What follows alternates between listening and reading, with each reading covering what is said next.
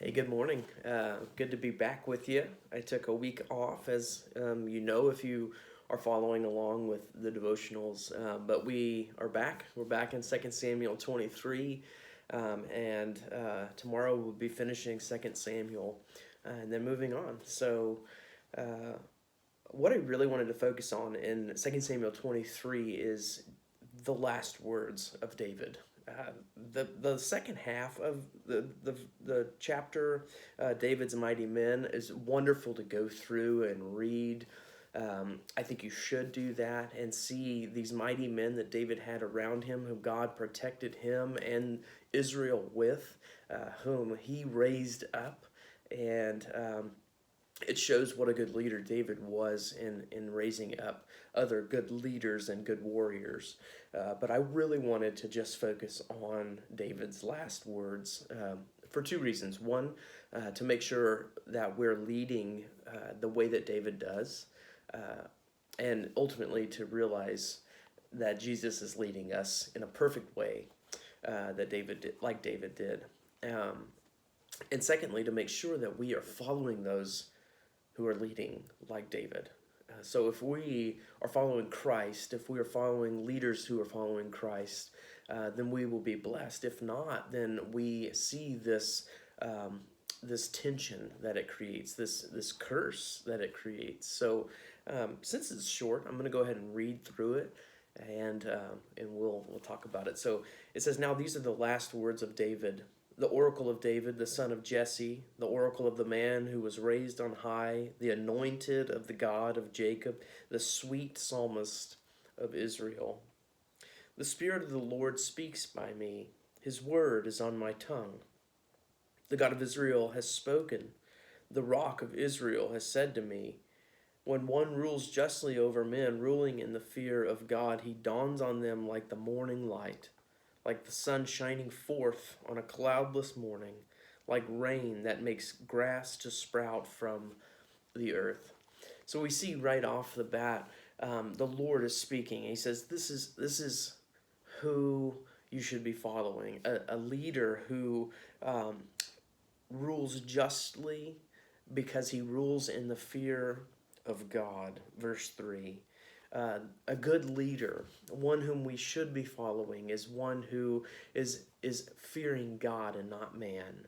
One who is more concerned about pleasing the Lord and the glory of the Lord and honoring the Lord than following the tides of man and what is popular in that time.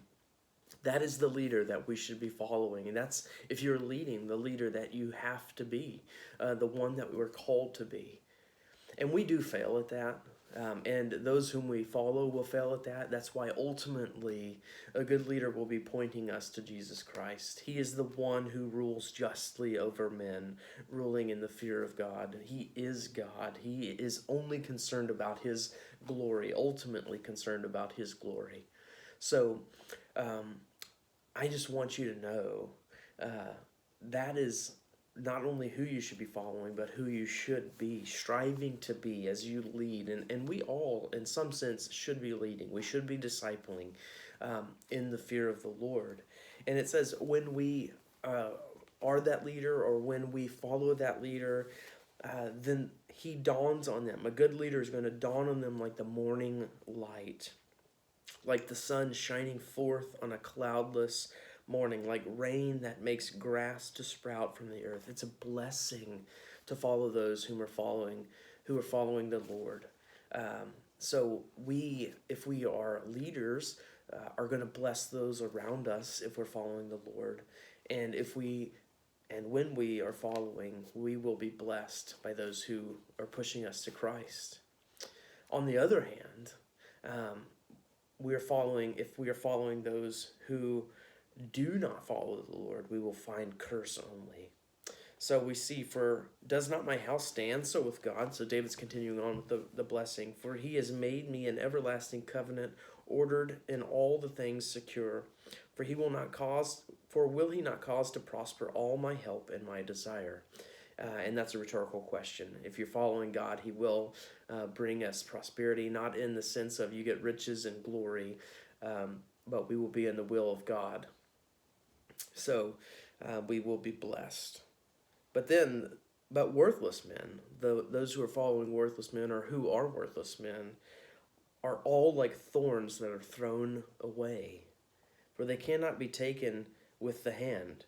But the man who touches them arms himself with iron and the shaft of a spear, and they are utterly consumed with fire. That's the curse of those who receive that, and the curse of those who lead that way.